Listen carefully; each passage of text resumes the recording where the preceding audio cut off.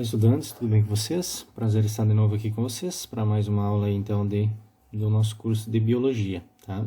Hoje a gente vai continuar dando sequência aí ao nosso reino o reino protozoa que a gente tá, ou reino protoctista, né? Na aula passada aí a gente tratou um pouquinho dos meios de reprodução, né, desse grupo. Hoje então a gente vai entrar aí de fato nos grupos, né? Vamos falar um pouquinho de alguns filos, tá? Não vamos falar de todos, né? Porque seria algo muito extenso, né, para esse momento.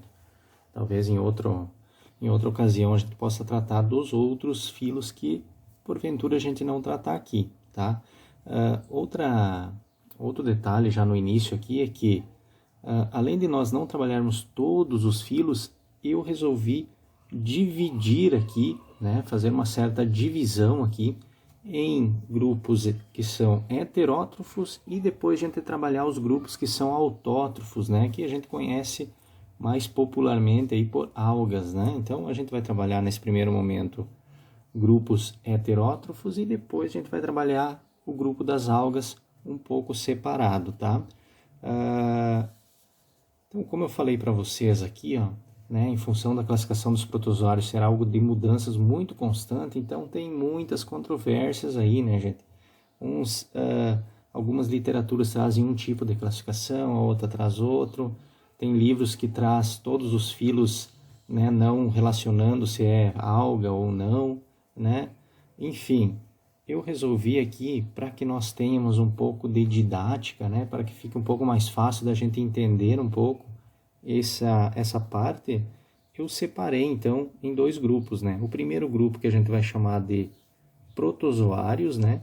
Que vão ser os organismos que não são fotossintetizantes, tá? E no outro grupo que nós vamos chamar de algas, tá?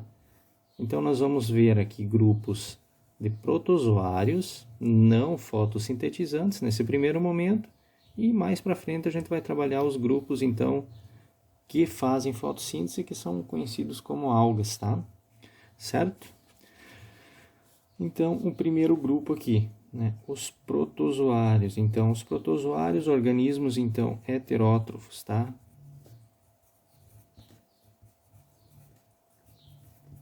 Ou seja, aqueles organismos que não são fotossintetizantes aqui dentro dos protozoários, tá? Características gerais, aí, o que a gente pode falar um pouquinho, né, desse primeiro grupo dentro do reino dos protozoários aí, tá? Só para nós entender aqui, deixa eu fazer aqui rapidinho, ó. Nós estamos então aqui no reino protista, né? Dentro do reino protista, né, a gente sabe que a gente tem protozoários e algas, né? Então, a gente vai dividir em dois grupos, né? Um grupo chamado de protistas, ou protozoários, né? Melhor, protozoários, e um outro grupo que vai ser algas, tá? Certo?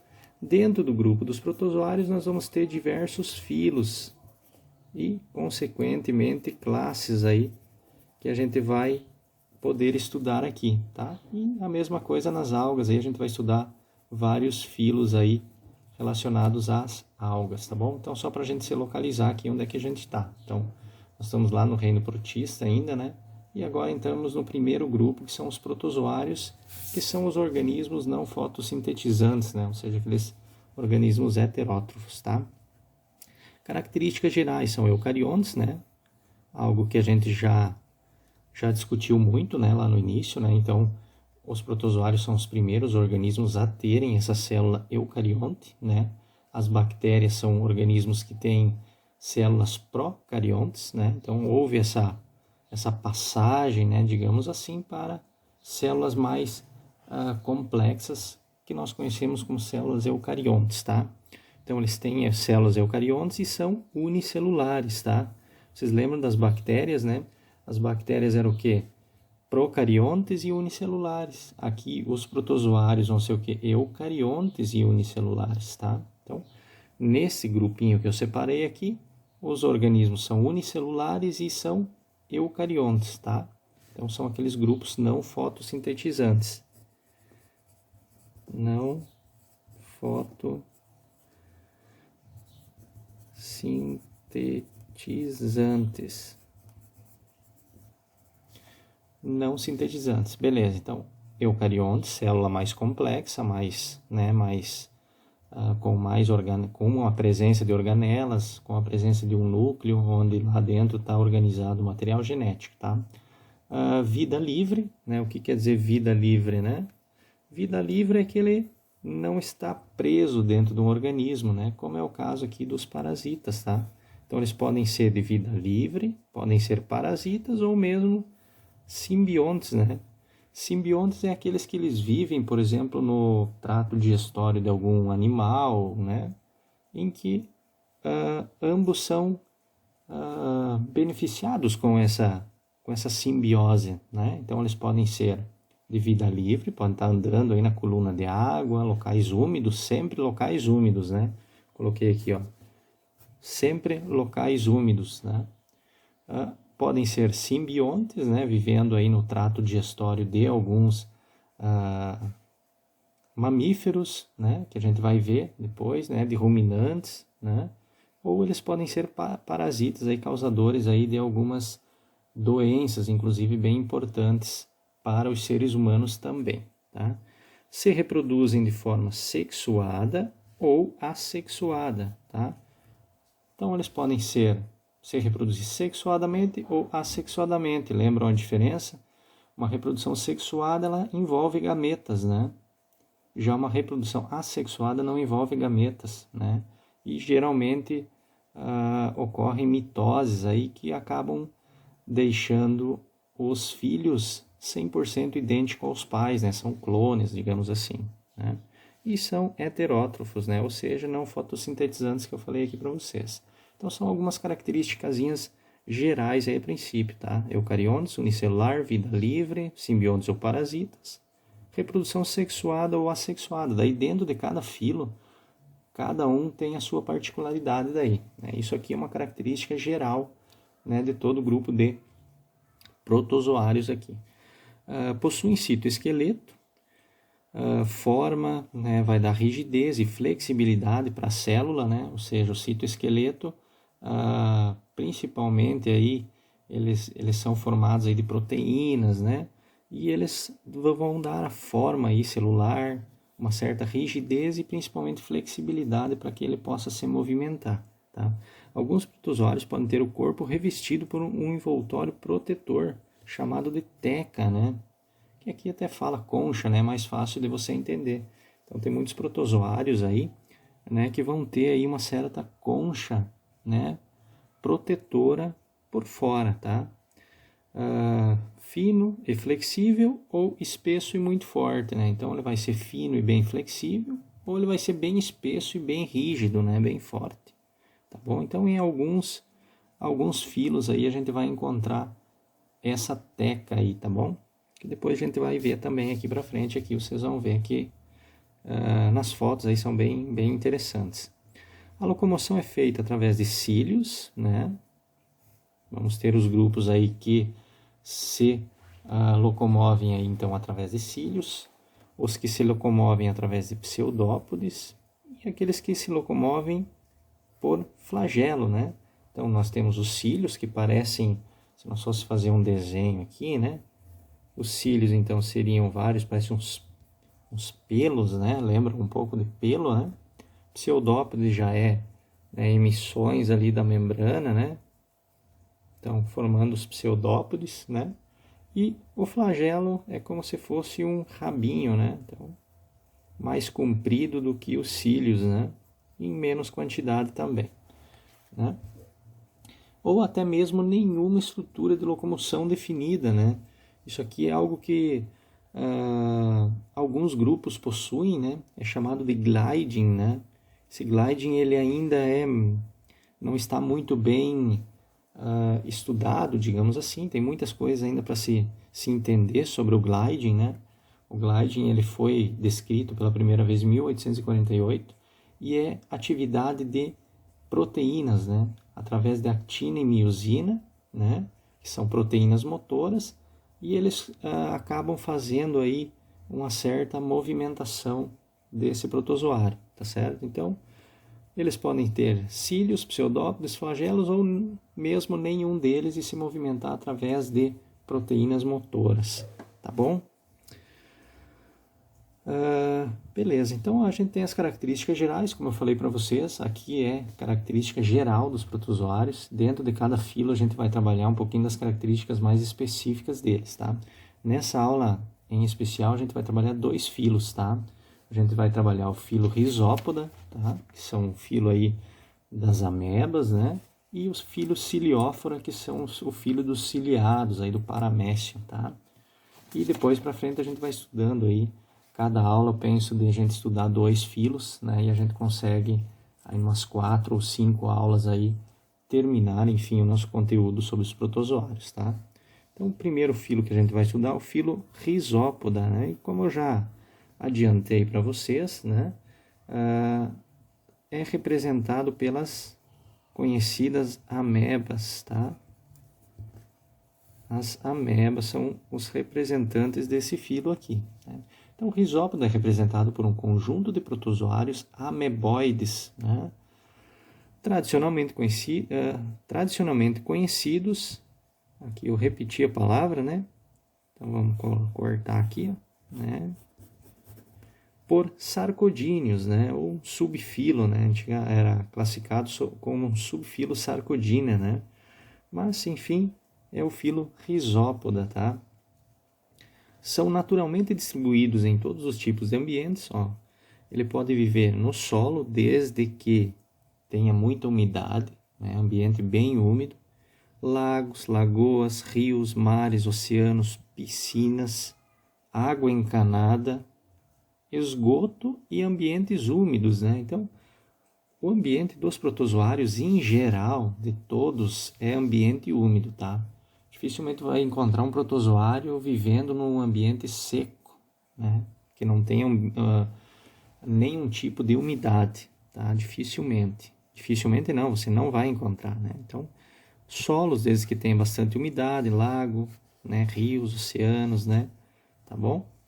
Podem ser de vida livre, no caso aqui a maioria das amebas possuem vida livre, ou seja, estão aí vivendo em lagoas, né? Não dependem de estar lá no trato digestório de um outro organismo, né? Eles conseguem sobreviver sozinhos, né? Digamos assim, tá? Mas também são encontrados espécies simbióticas e patogênicas, né? Simbióticas, então, são aquelas que se relacionam com outro organismo de forma que os dois se beneficiam, ou patogênicas, que são causadoras aí de doenças, né? Que a gente já vai ver aí a questão de algumas, né? Que é a amebíase, né? Mas a gente já vai falar disso aqui, tá? Então, são encontrados a maioria livre, mas também simbiontes e patogênicas também são encontradas aí, essas amebas, tá? A característica mais marcante no grupo é a existência dos pseudópodes, né? E é verdade, né? Quando a gente vê o desenho aqui, né? Mesmo uma pessoa leiga, né? Ela vai falar, isso aí é uma ameba, né? Então, esses pseudópodes aí, então, eles têm a capacidade de movimentar a célula. Então, os pseudópodes têm aí a função de locomoção e também promover o englobamento de partículas, ou seja, capturar alimento, né?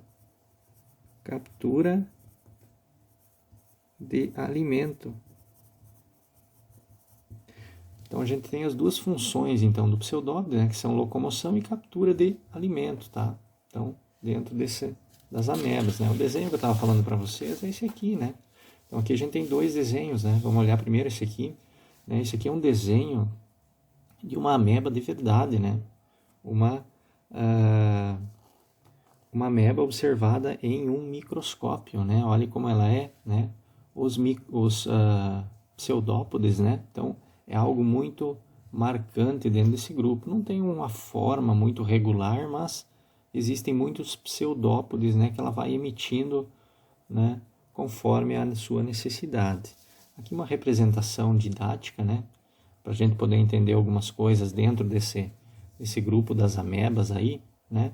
a gente tem primeiramente aqui, então, os pseudópodes, né? Que são esses prolongamentos aqui, né?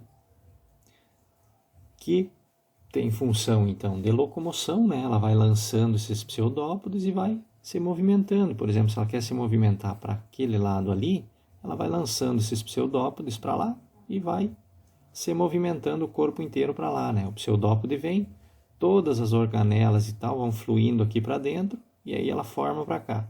Aí lança o pseudópode de novo. Tudo vai lá para dentro lá e aí ela vai indo, né? Então, é uma forma de locomoção, né? Então, locomoção,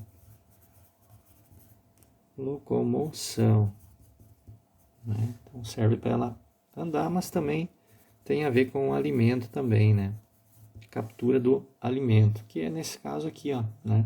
A gente tem o pseudópode, né? A gente vê aqui, ó, uma partícula alimentar, né? Uma partícula alimentar que está ali no ambiente, ela lança os pseudópodes aqui, engloba essa partícula, né? Formando o que aqui? Um vacúolo, né? Um fagossomo, né? Ela vai formar um fagossomo, né? Esse fagossomo aqui, ele vai juntar-se então com os lisossomos, né? Então vai ter aí os lisossomos. Os lisossomos, deixa eu puxar uma flecha, ó, não está ali, mas vamos botar aqui, né? O lisossomo, ele é responsável pela digestão, né? Lembram do lisossomo? Dentro do lisossomo existem várias enzimas, então ele vem, engloba, forma aí um certo fagossomo, né? Com isso englobado, com essa partícula alimentar. Esse fagossomo ele vai se fundir com os lisossomos, né? E vai formar o vacúolo digestório, né? Vacúolo digestivo, vou colocar. Mas o vacúolo digestivo, né? Que é o quê? Que é o fagossomo junto com o lisossomo formam então esse vacúolo digestivo aí, onde vai ocorrer a digestão então dessa partícula alimentar, né? Feito a digestão, né, nutrientes tudo aproveitado, o que vai acontecer? Forma-se então um vacúolo residual, né? Esse aqui, né? Então um vacúolo, vou puxar uma flechinha aqui, ó. Forma-se então um vacúolo residual. Forma-se então um vacúolo residual, né? Esse vacúolo residual o próprio nome ajuda, né? Então é resíduos ali dentro que não são aproveitados, né? E aí no caso de um ameboide, ele pode se acoplar em qualquer região da membrana, pode ser aqui, aqui. Nesse caso aqui, ó, tem um aqui, ó. Tá vendo? Ele junta aqui na membrana, né? E aí libera então para o exterior aí essas partículas aí que não serão aproveitadas, né? Então aqui tem outro, ó, tá vindo para cá, né? Aqui também a gente tem a presença de um vacúolo, né? Um vacúolo contrátil, né? Ou pulsátil também, né? Que faz aquela osmorregulação, que é para não deixar a célula estourar, né? Tá certo? Aqui a gente tem o núcleo, né? O citoplasma, né? Nesse caso, o citoplasma é toda essa região azul, né? O citoplasma ele compreende desde a membrana nuclear até a membrana plasmática aqui, né? Então, a membrana do núcleo, entre a membrana do núcleo e a membrana aqui, celular, a gente tem uma região chamada de citoplasma. No citoplasma, a gente encontra várias coisas aí. Uma delas é o citosol, né? O citosol, que é um líquido gelatinoso que está aqui dentro, né? Compondo aí o citoplasma. No citoplasma também a gente encontra as várias organelas aí mergulhadas aí no citoplasma, tá certo? Enfim, quando você vê o desenho, tenho certeza que você vai lembrar da ameba, né? Então sempre lembre da ameba e lembre do filo, então Rhizópoda. Rhizópoda, né? Então, ameba, filo Rhizópoda, né? Certinho? Algumas amebas podem ser revestidas de tecas. Lembra que a gente falou antes aí? Né? Tecas ou uma certa concha, né? Então, algumas podem ter essa teca. Então, a gente chama elas de tecadas ou tecamebas, né? Quando elas possuem uma teca, ó. É como se fosse uma concha, né, revestindo ali, dando uma certa proteção para essa ameba, tá? Essas tecas possuem constituição química variada, podendo ser gelatinosa, quitinosa ou membranosa, né? Então, ou pode ser proteica, ou uma coisa mais gelatinosa, ou mesmo uma coisa mais membranosa, né? Uma parede mais espessa, né? Exemplo, então, é a ameba aí chamada de Arcella spp. No caso aqui, né, eu coloquei aqui, eu puxei uma flechinha porque muitos livros trazem, por exemplo, o nome científico, né?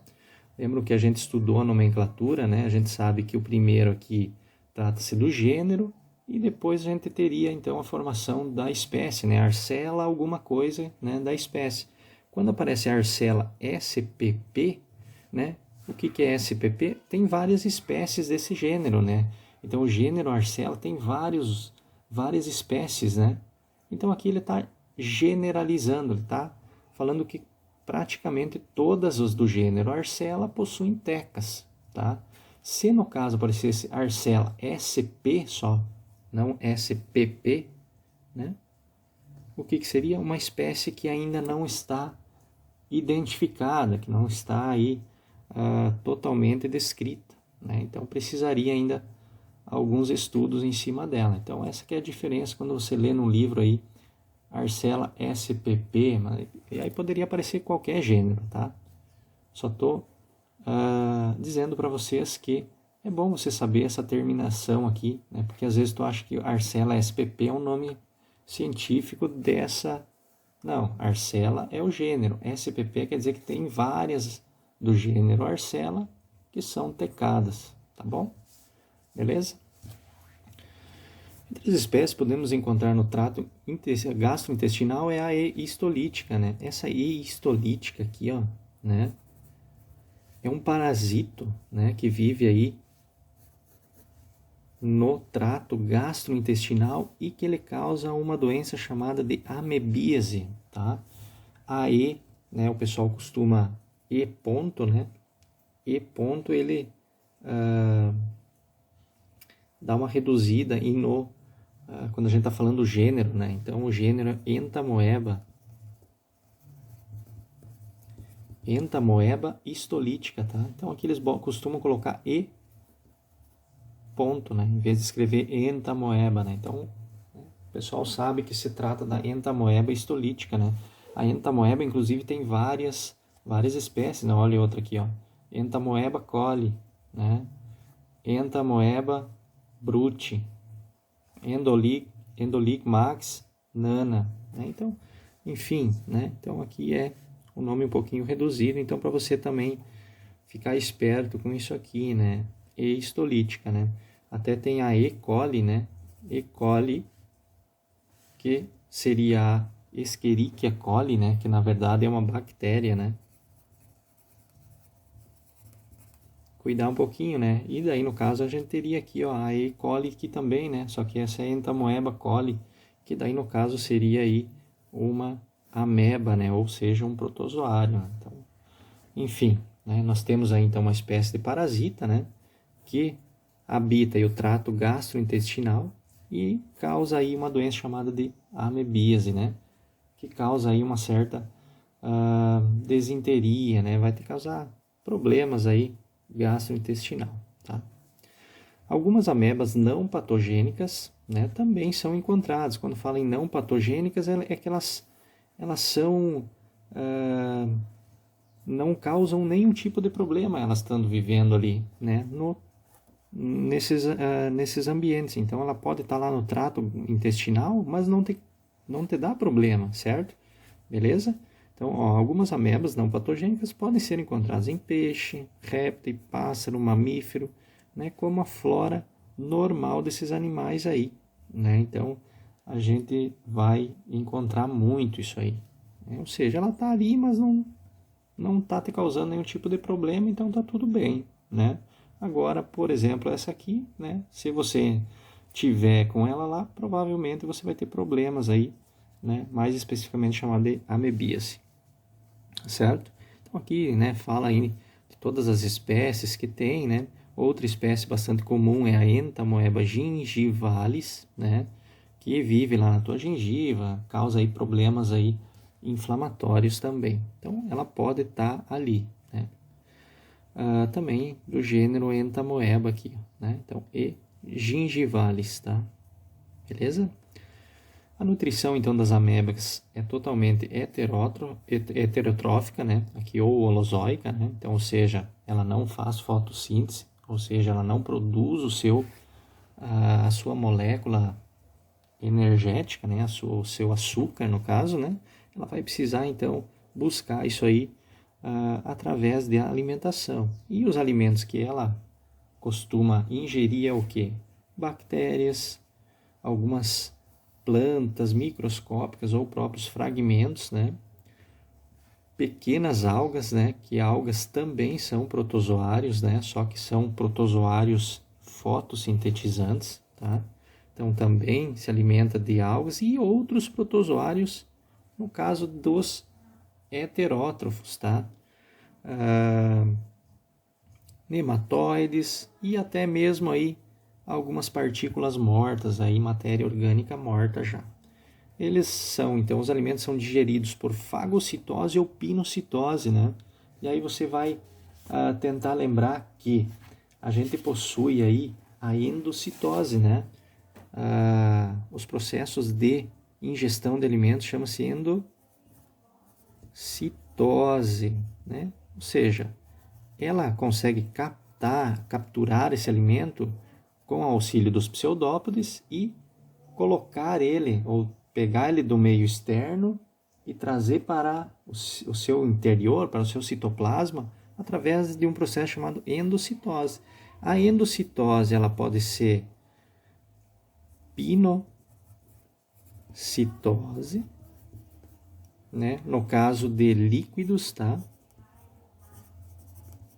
Líquidos ou partículas bem pequenas, certo? Bem pequenininhas. Ou ele pode ser através da fagocitose, tá? A fagocitose, então, partículas sólidas e maiores, tá? Maiores em relação a esses ingeridos através da pinocitose. Então a fagocitose, ela vai ser englobada, então, né? O desenho aqui, ó. Ela vai ser englobada através da fagocitose, vai formar o fagossomo, né? Se fosse pinocitose, isso seria uma partícula bem pequenininha, né?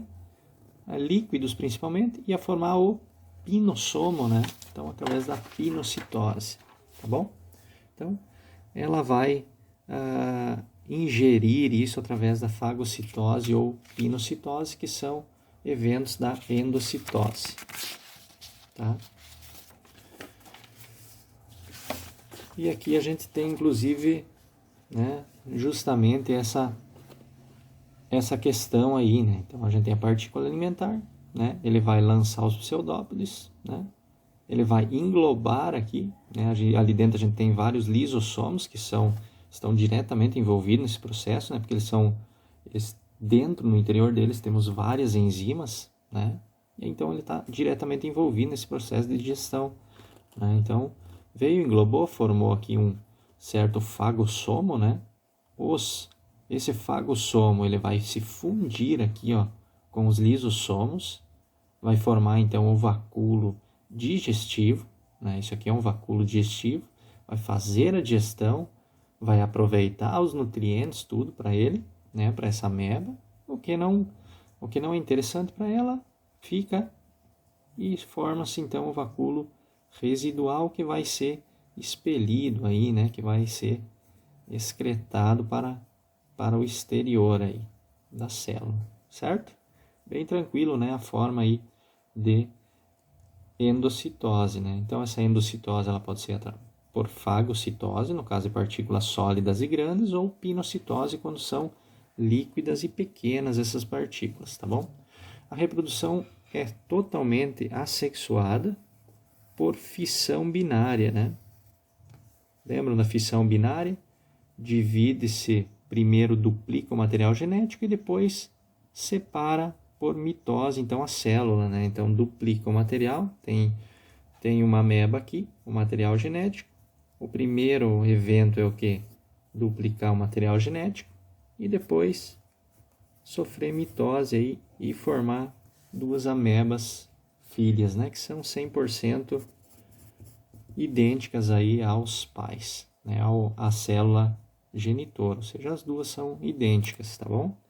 Aqui eu coloquei aqui que em temperatura ideal é de 24 graus e leva cerca aí de 30 minutos para ocorrer todo esse evento aqui, tá? Então é algo praticamente, dá para dizer que até rápido, né? Então 30 minutos para ocorrer esse evento de mitose, de fissão binária, tá certo? O outro grupo que a gente vai falar, né, é o grupo dos ciliados, tá? Só antes de nós entrar aí nos ciliados, eu vou fazer um breve resumo desse grupo aqui, tá? Vou pegar a folhinha aqui que nós estávamos usando já, né? Então, vamos fazer aqui só para nós não se perder, ó, um resumo, ó. Então, desse grupo. Então, o primeiro grupo que a gente falou, né? Então, são os rizópodes, rizópoda, né? Certo? Esse grupo, então, fazem parte quem aí? Fazem parte as amebas. As amebas, né? Eles são unicelulares, né? Ou seja, o organismo, né, todo o corpo dele é formado por apenas uma célula, tá? E heterótrofos. Heterótrofos, ou seja, que precisam aí se alimentar, né? Daí se alimentam lá de bactérias, pequenas plantas microscópicas, né? Outros protozoários, algas, né? Então são as formas de alimentação dele, né? Também podemos colocar aqui que eles vivem em ambientes úmidos, né? Ambientes úmidos, que podem ser então rios, lagos, né, águas, sei lá, mares, oceanos, mares, podemos colocar também aí a piscina, né, piscina da tua casa aí, pode ter ameba lá também, né, então tomar um pouco de cuidado. Podemos colocar aqui também que eles se movimentam aí, que inclusive é algo muito marcante, né? Que é a presença aí do pseudópode, né? Pseudópodes, né? E esses pseudópodes, então, eles são locomoção, tem a função, então, de locomoção e também captura de alimento. Ou seja, né, então, através dos pseudópodes, né, pseudópodes ele acaba conseguindo fazer a endocitose aí, que é a captura de alimento aí, trazendo para o seu interior, tá? Eles podem ser então de vida livre, podem ser simbiontes,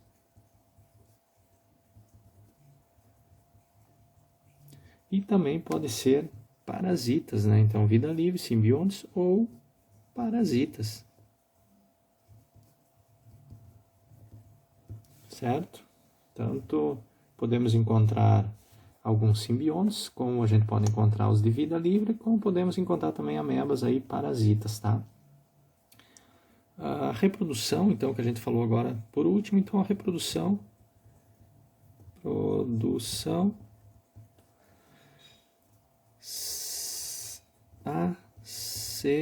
assexuada, certo? Reprodução totalmente assexuada por fissão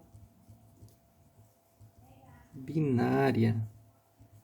Essa fissão binária, fissão binária, tá? Essa fissão binária tem outros nomes também que vocês podem encontrar. Divisão binária, podem encontrar cisparidade, tá? Bipartição.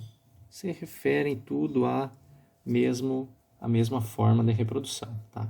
Beleza? Primeiro duplica o material genético e depois mitose aí, separando a célula aí em duas células filhas. tá bom? Então, nosso primeiro resuminho aqui do nosso primeiro grupo aqui, né, que é o filo Rhizópoda, tá? Então, filo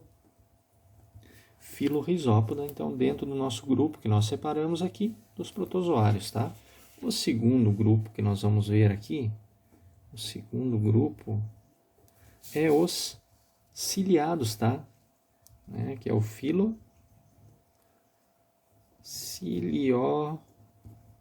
Ciliófora, tá? Ou seja, os ciliados, né? Ciliados, tá bom? E depois a gente faz um resuminho aí no final ali, tá bom? O filo, então, Ciliófora, né? São ciliados, né? Que são, aqui são, não dão, são. Os ciliados são protozoários heterotróficos, né? Ou seja, heterotróficos, aqueles que necessitam a busca de alimento, né? Eles não conseguem produzir o seu próprio alimento, né? Diminutos, quer dizer que são bem pequenos, né? Complexos, assim como todos os que possuem células eucariontes, são organismos, podemos dizer, complexos já, né? E bastante diversificados, como todos os protozoários aí. Seus representantes possuem como característica principal prolongamentos citoplasmático vibráteis denominados cílios, né? Por isso do nome ciliados, né?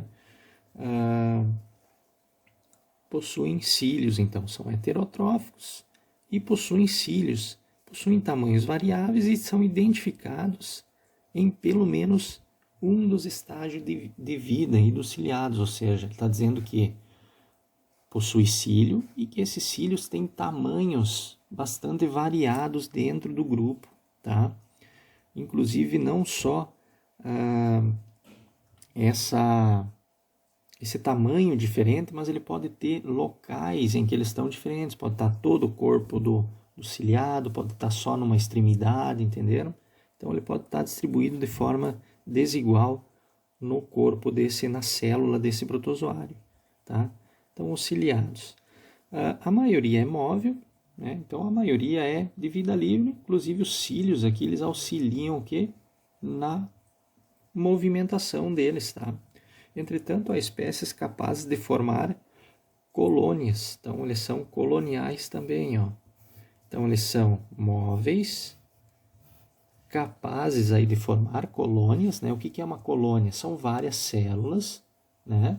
Tem um organismo aqui, daí o outro vive perto dele, daí tem o outro, né? Formando o que é isso aqui? Uma colônia, certo? Não quer dizer que isso aqui seja um organismo só multicelular. Não, é uma colônia de vários protozoários unicelulares aqui, tá? Então, capazes aí de formar colônias, tá? Que estão aí fixados aí, claro, através de um pedúnculo, juntando todos eles e formando essa colônia. Comumente habitam coleções hídricas, bentônicas e plantônicas. Olha, apareceu. Então quer dizer o que aqui, ó? Que ele habita lugares hídricos, né? Ou seja, ele vive na água, né? E ele pode estar em regiões hídricas bentônicas ou plantônicas. Qual que é a diferença disso aqui? Bento se refere ao fundo e plâncton, né? Superfície, vou colocar aqui superficial, tá? Então, quando a gente fala que é uma espécie bentônica, quer dizer que ela vive lá no fundo, se for um rio, né? Lá no lodo do rio. Isso é uma espécie bentônica. Uma espécie plantônica, ela está se movendo junto com a coluna de água, né? Ela está boiando na água, digamos assim, tá bom? Essa que é a diferença de bentônica e plantônica, tá bom? Tanto em ambientes marinhos como de água doce ou salobra. Então ela pode viver, então, olha que legal, ela pode viver tanto em ambiente marinho, que é um ambiente totalmente composto de água salgada, né?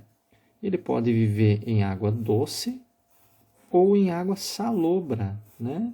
Que é aquela água de transição, né? Entre uma água doce e uma água bem salgada, né? Tem um pouquinho de sal e tal. Então ele consegue viver nesses 3 tipos de ambientes aqui, sem nenhum tipo de problema, tá? Aqui a gente tem alguns exemplos de alguns, né?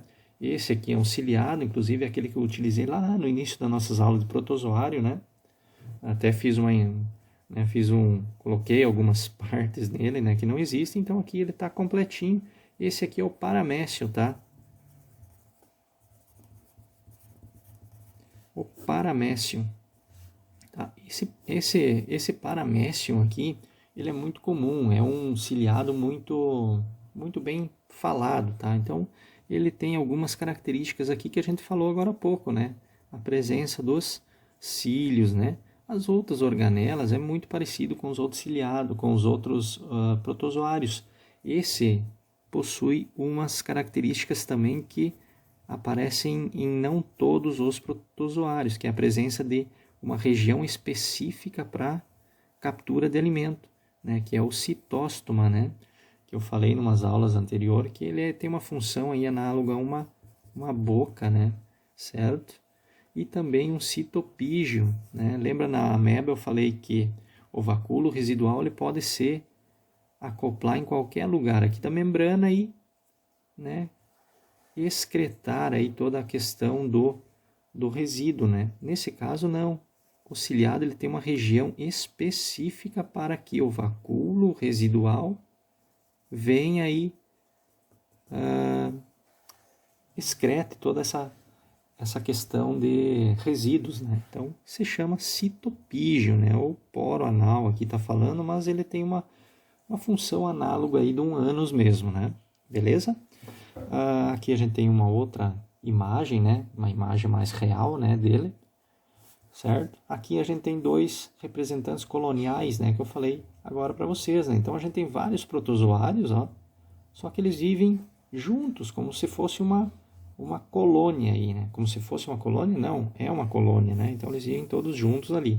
Porém, não são um organismo só, são 1, 2, 3, 4, 5 aqui, né? Aqui já tem, sei lá, uns 35, 40, né? Olha, cada um desses aqui é um protozoário, né? Vivendo em colônia, né? E a gente tem um pendúnculo aqui que acaba deixando eles tudo unidos, assim, de alguma maneira, tá bom?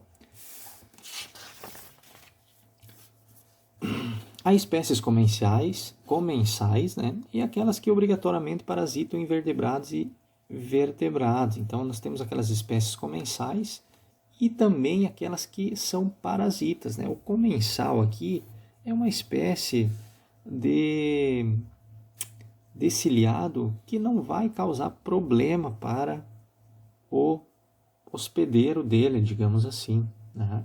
Ele está ali, mas não vai causar problema. Já os que são parasitas, esses causam problemas, tá?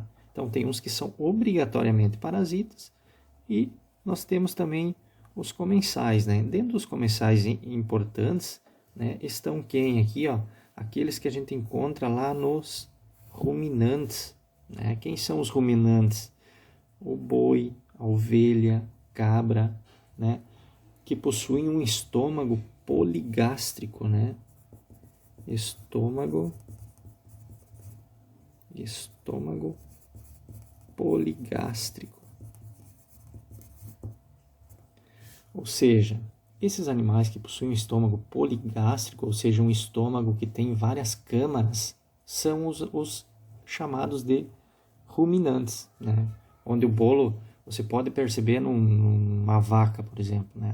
Ela se alimenta durante o dia inteiro e quando ela às vezes está sentada, você só olha para ela, só está mastigando, né? Por quê? Porque o processo é diferente desses organismos aí, tá? Já vou mostrar para vocês o desenho aqui desse estômago aí. Só terminar aqui. E aqueles que vivem nos secos e no colo de equinos e certos roedores, como coelho e capivara, né? Os secos já são diferentes, tá? É como se fosse um apêndice, né? Que a gente tem no nosso, né? Mas enfim, vamos ver a diferença dos dois aqui, né? O que ocorre? Nos secos, né? O alimento vai entrar normalmente no tubo digestório, né? E vai chegar nesses secos aqui. Nesses secos a gente tem, além de protozoários, a gente tem bactérias também, mas a gente tem a presença, né, do protozoário ciliado que a gente está falando aqui, certo? Ele está ali dentro. vai vir o capim ali, né? Porque são herbívoros, né? Os equinos, coelho e capivara, né? E aí vai chegar aqui, vai ficar esse capim ali dentro dos secos. Esses protozoários aí, eles têm a capacidade de digerir e converter celulose em energia, o que vai facilitar para o hospedeiro. Por isso eles são comensais, por isso que eles são simbiontes, né? Ou seja, eles estão ali, estão ajudando, né, de certa forma, aquele organismo a fazer a digestão dessa celulose, né? E aí acabam sendo benéficos aí. E também o organismo dá uma certa tranquilidade para esse protozoário, um ambiente bom para ele viver e tal. Então os dois acabam beneficiados com isso aí, tá? Aqui um outro seco um pouquinho diferente, maior, né? Que também vai ter a presença dessas bactérias aí, protozoários. Esses ruminantes aqui, eles têm o que? 4 câmaras, né? Rumen, abomaso, retículo e o omaso, né? Que são as 4 câmaras aqui dentro. Em especial aqui, eu até circulei, os protozoários, eles estão presentes onde? No rumen e no retículo, tá? Que são as primeiras câmaras que vai, quando esse organismo ele se alimenta, vai vir primeiro no rumen e vai passar pelo retículo, ou seja, onde vai ter a ação então das bactérias e desses protozoários aí, tá? Então vão auxiliar de alguma forma aí esse organismo a fazer então a conversão de celulose em energia, tá certo? Algumas espécies também são parasitas, né? E acabam tornando aí a vida desse hospedeiro um pouco mais difícil, né? Esse ciliado aqui, Trichophila, né, Mycoprete, o que ele vai Microptere, desculpa, falei errado, né? Falei rápido aqui, né? Microptere, tá? Trichophyra Microptere, tá? Beleza? Que ele vai causar então algumas lesões aí no tegumento das brânquias, ou seja, ele vive, né, dentro das brânquias aqui do peixe, né, e acaba o quê? Causando problemas aí, ele acaba causando lesões aqui, e a gente sabe que as brânquias são importantíssimas para os peixes, né, e aí acaba causando aí necroses, né, uma palidez, né, e acaba inclusive levando aí à morte desses organismos aí do peixe, tá certo? Então, algumas são boas, né, como é o caso aqui desses que vivem aqui nos ruminantes, e alguns que causam aí problemas também, tá? Os ciliados, então, se movimentam através desses cílios, né, que estão distribuídos na superfície celular e organizados de diferentes maneiras, que é aquilo que eu falei para vocês, né? Quanto maior o padrão de cobertura, ou seja, quanto mais coberto de cílios tem, maior é a velocidade que esse ciliado tem, né? Podendo aí chegar, ó, olha que interessante aqui, ó. O protozoário ele consegue alcançar de 0,4 a 2 milímetros por segundo. Então, dependendo da quantidade de cílios que ele tem, a velocidade vai aumentando e torna-o mais fácil, aí, mais ágil, né, dentro do meio aquático, né? Quando os cílios recobrem toda a extensão celular, ou seja, quando ele está totalmente ao redor, a gente chama isso de holotríquios, né? Ou seja, são ciliados. Holotríquios quer dizer que esse ciliado ele tem cílio em toda a sua extensão, né? Em toda a sua célula. Já quando apresentam apenas algumas áreas, né? De pegar um ciliado e ter cílios apenas em algumas extremidades aqui da célula, a gente chama isso de oligotríquios, né? Então são ciliados chamados de oligotríquios. Já quando tem aqueles ciliados, né, tanto faz se são oligotríquios ou holotríquios, em que os cílios têm diferenças aí de tamanhos, a gente chama então de heterotríquios, né? São os ciliados heterotríquios, tá? Então, podem ser aí holotríquios, oligotríquios ou heterotríquios, dependendo aí da disposição dos seus cílios, tá? Os cílios, então, eles têm também duas funções, né? A primeira função aí é locomoção e a segunda é captura de alimento, né? Que, inclusive, a gente percebe no citóstoma deles, né? O citóstoma, lembra do paramécio que a gente mostrou agora para vocês, ó? Ele é mais ou menos isso aqui, né? A gente tem aqui o citóstoma, né? A gente tem aqui, então, o citóstoma, né? Que é uma região aí análoga à boca, né? E aqui dentro a gente tem uma região chamada de citofaringe, né? Então, dentro dessa citofaringe, a gente tem a presença de cílios. E esses cílios, eles auxiliam aí, então, nessa captura, né? Digamos assim, de alimentos, né? Por quê? Porque vem a partícula alimentar, entra pelo citóstoma. Quando ela chega aqui, o movimento dos cílios, né, batendo, faz com que essa partícula vá se adentrando aqui pela citofaringe e chegando até a formação, então, do fagossomo, né? Então, ele possui essas duas funções aqui, que é locomoção e captura de alimento, tá? Os ciliados são predominantemente heterotróficos, né? Ou seja, dependem aí de alimento, né? Se alimentando de materiais orgânicos e inorgânicos também que estão aí nas colunas de água, né? Que estão suspensos aí na água, tá? Também se alimentam de pequenos invertebrados, protozoários, né? De diversas espécies aí, podendo ser algas e outros tipos de protozoários. A nutrição envolve estruturas orais, que é aquilo que a gente falou agora há pouco, né? O citóstomo, né, que seriam então uma boca, e a citofaringe, que é a região que tem os cílios lá, né, que vai auxiliar então essa partícula alimentar a entrar aí de fato na célula, tá? A reprodução ela pode ser tanto assexuada ou ela pode ser sexuada, tá? Ela pode ser então assexuada através da divisão binária ou fissão binária, certo? Que tem o desenho aqui, né? O que vai acontecer na divisão binária, fissão binária, cisparidade ou bipartição, tanto faz, né? O que vai acontecer aqui? Ó, vocês estão vendo que ele duplicou os núcleos, né?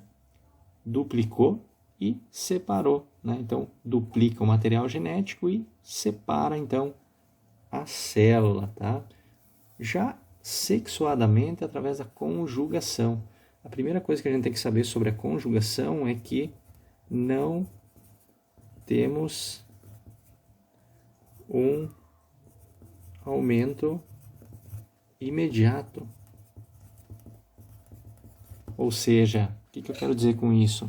Nós não vamos ter a formação de um novo organismo aqui, né? Ou seja, né? Não vai ter essa formação. Outra coisa que eu esqueci de falar para vocês é que os ciliados, né, possuem dois núcleos, né? Nós temos o macro e o micronúcleo, né? O macronúcleo, funções aí, né, do metabolismo do organismo, já o micronúcleo está envolvido diretamente com a reprodução, ou seja, com o material genético, tá? Então, o que vai acontecer na conjugação? Que não tem esse aumento, né? Estão vendo aqui era 1, chegou no final tem 2. Aqui no início era 2, e aqui quando ele se separa, ele continua sendo 2, tá? Ou seja, olha aqui, ó, ele tem os dois núcleos, ó. O que ocorre primeiro aqui, né? Primeiro vai ocorrer a meiose, então, desses núcleos, vão formar 4 núcleos. Desses 4 núcleos aí, né? Então, acho que eu já falei na aula passada, mas eu vou continuar aqui. Desses 4 núcleos aqui, né? Ele degenera 3 e sobra 1. Esse 1 que sobrou, ele sofre mitose, né? E aí forma novamente 2, que vai ser trocado aqui com o outro organismo que está acoplado com ele, né? Depois esses micronúcleos aí vão sofrer novamente aí meioses, né? E depois eles vão separar, né? Separar então através da reprodução assexuada, né? Chegou aqui, eles trocaram esses micronúcleos, certo?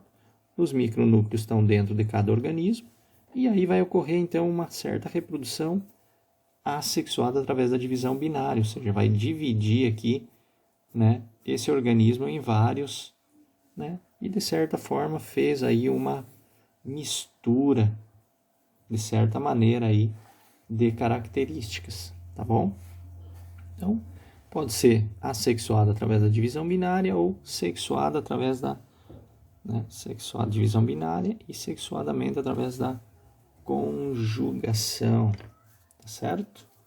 Vamos pegar aqui o meu papel aqui e vamos terminar então essa aula aqui com o nosso resuminho aqui esperto aqui, né? Então, cilióforos aí unicelulares, tá? São heterótrofos, né?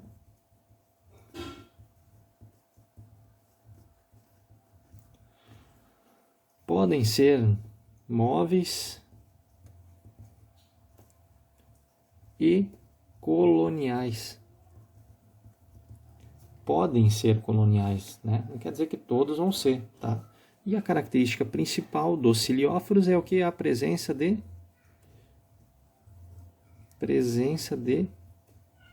cílios, tá certo? E aí, dependendo desses cílios aí, né?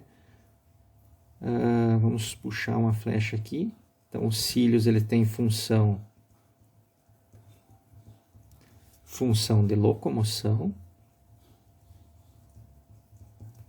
e captura de alimento, né? Captura de alimento, locomoção e captura de alimento. Dependendo da posição que está encontrado esses cílios, eles podem ser classificados então em holotríquios, né? Holotríquios. Eles podem ser oligotríquios e eles podem ser heterotríquios.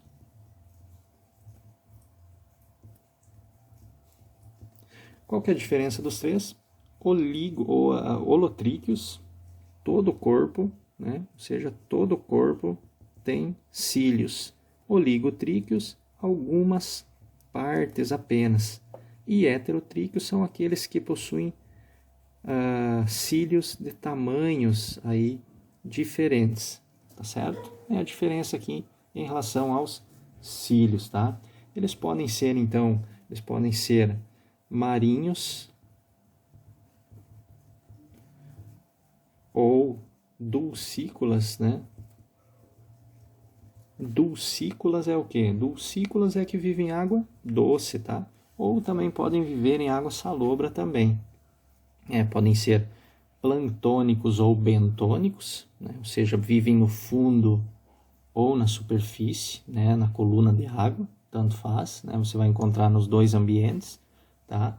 Podem ser aí comensais, ou vamos colocar aqui simbiontes, né? Simbiontes ou mesmo podem ser parasitas, certo? Podem ser simbiontes no caso dos ruminantes, né?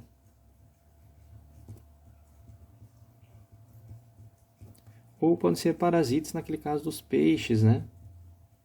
Que eu mostrei para vocês aí, das brânquias, né? Reprodução. Então, com relação à reprodução, né? Podem ter reprodução. Ela pode ser assexuada ou sexuada, né? Assexuada através da fissão binária ou sexuada através da conjugação, certo?